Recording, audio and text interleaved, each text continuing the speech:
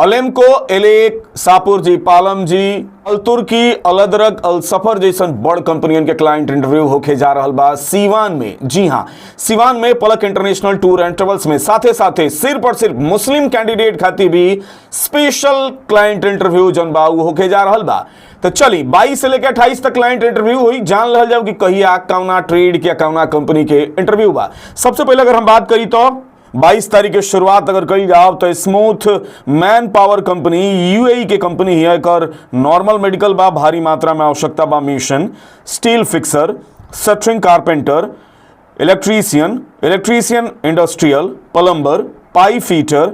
Fitter Gulf returner, pipe fabricator, rigger Gulf returner, ductman, scaffolder Gulf returner, multi welder 6G only certified card holder, welder MIG certified card holder, welder TIG और arc इहो certified card holder चाहिए। और helper के salary जौन बाटे वो 1213 से लेकर के 2327 प्लस ओवर टाइम बा। एज लिमिट बा 19 से 55 साल। एकरा बाद 22 तारीख के ही अल तुर्की ओमान के क्लाइंट इंटरव्यू बाटे। एमे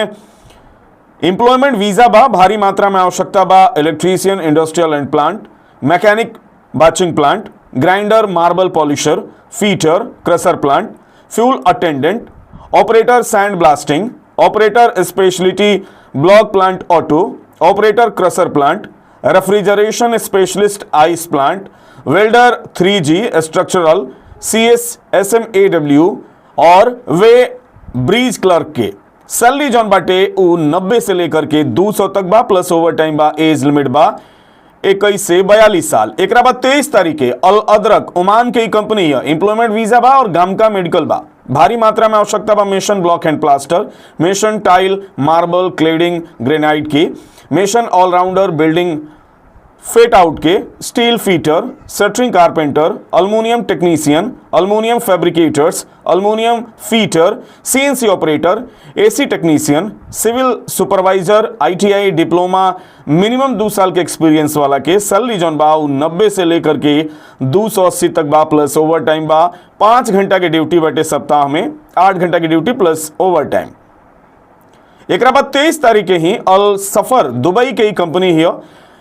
एकरा भारी मात्रा में आवश्यकता बाटे इलेक्ट्रीशियन, प्लम्बर, डक्टमैन और डक्ट फीटर फैब्रिकेटर के सैलरी 1000 से लेके 1400 तक बा। नॉर्मल मेडिकल बा, एम्प्लॉयमेंट वीजा बा, एज लिमिट बा 20 से 40 साल, 8 घंटा की ड्यूटी प्लस 2 घंटा के फिक्स ओवर टाइम बा। एकरा बाद 23 तारीख के China railway construction corporation Saudi Arabia के कंपनी है। एक एम्प्लॉयमेंट वीजा बा, भारी मात्रा में आवश्यकता बाटे mason, steel fixer, shuttering carpenter, scaffolder, rigger, charge hand carpentry, charge hand mason, charge hand steel fixer, foreman mason, foreman carpentry, foreman steel fixer के सैलरी जौन बा 1600 से लेकर के 3000 तक बा। एज लिमिट बा 22 से 45 साल, 10 घंटा की ड्यूटी प्लस ओवर टाइम बा। एक बाद 24 तारीख के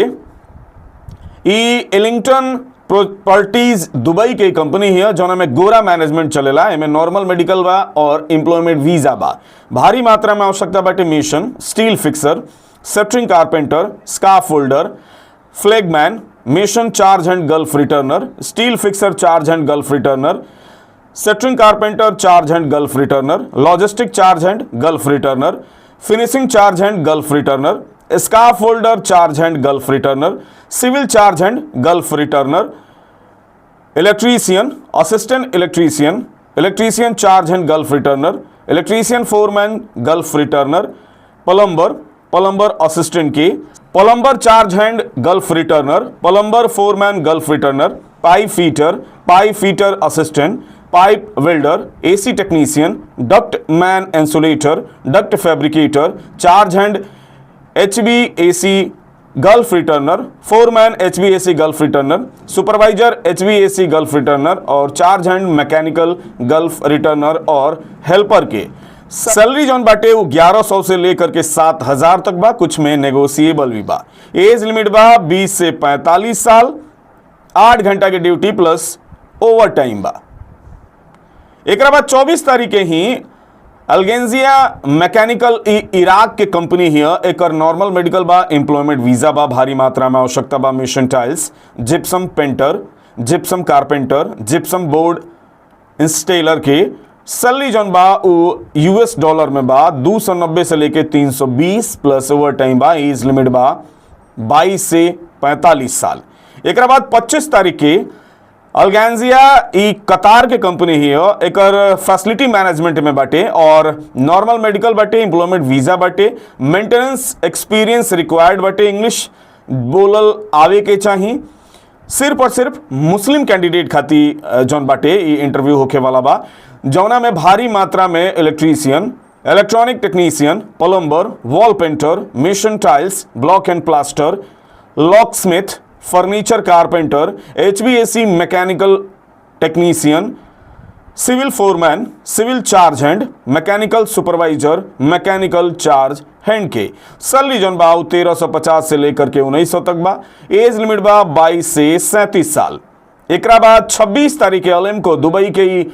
कंपनी ही नॉर्मल मेडिकल बा, एम्प्लॉयमेंट वीजा बाटे, भारी मात्रा में आवश्यकता बाटे, electrician, plumber, pipe fitter, ductman, insulator, duct fitter, fabricator, ELB technician, CCTV technician, charge hand electrician, charge hand plumber, charge hand ducting insulator, charge hand piping की salary में grade wise मिलेला, यानी कि सैलरी जौन बाटे 850 से लेकर के 1900 तक बा, प्लस ओवर टाइम बा। एमे ज्यादा उम्र वाला के भी काम मिल सकता, कहे कि एमे एज लिमिट फ्रेशर खातिर 20 से 45 साल और रिटर्नर खातिर 20 से 55 साल बा। 8 घंटा की ड्यूटी बा प्लस 2 घंटा के ओवर टाइम फिक्स बा। एक बाद 26 तारीख के अल कंडील कॉन्ट्रैक्टिंग कंपनी दुबई की कंपनी है, जौना के नॉर्मल मेडिकल बा, एम्प्लॉयमेंट वीजा बा, भारी मात्रा में आवश्यकता बाटे, सेटरिंग कारपेंटर के, स्टील फिक्सर के, gypsum carpenter, assistant mason RCC shuttering carpenter और हेल्पर के सैलरी 1000 से लेकर के 1350 बाटे, एज लिमिट जौन बाटे उ 19 से 42 साल बा, 8 घंटा की ड्यूटी प्लस 2 घंटा के ओवर टाइम बा। एक बाद 27 तारीख के ECC इंजीनियरिंग कंपनी जौन बा ई दुबई के कंपनी है,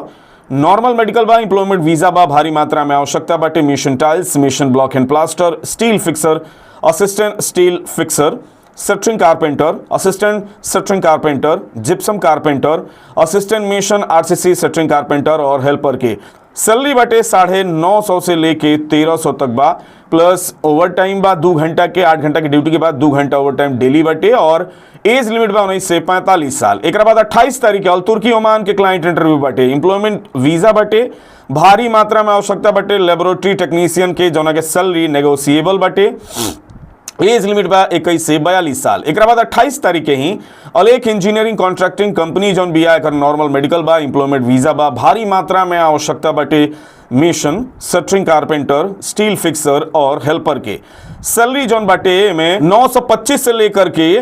1270 तक बाटे, प्लस ओवर टाइम बाटे, एज लिमिट बाटे 18 से 55 साल, हेल्पर खातिर 18 से 45 साल, ड्यूटी 8 घंटा के बाद प्लस 2 घंटा के ओवर टाइम कंपलसरी बाटे, यानी कि ज्यादा जो उम्र वाला लोग BKBM में सिलेक्शन हो सकता। एक बाद 28 तारीख के ही सापुर जी पालम जी बहुत बढ़िया कंपनी है दुबई के, एकर नॉर्मल मेडिकल बा, एम्प्लॉयमेंट वीजा बा, भारी मात्रा में आवश्यकता बाटे, mason block and plaster,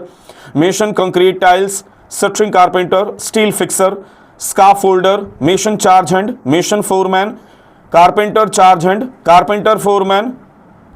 rebar foreman, rebar charge hand, assistant mason RCC shuttering carpenter और हेल्पर के सैलरी बा 650 से लेकर के 4000 तक, plus overtime, age limit बा 20 से 45 साल, 8 घंटा की ड्यूटी बा और ओवर टाइम बाटे। तो ये सारा क्लाइंट इंटरव्यू होके वाला बाटे 22 से लेकर के 28 तक। अगर हुआ जाए के चाहतनी विदेश और ये सारा ट्रेड से संबंध रखतनी तो हुआ क्लाइंट इंटरव्यू दी, सिलेक्शन हो जाता तो विदेश जाई, पैसा कमाई, अपना परिवार के खुश रखी और देखत रही मैच बॉक्स।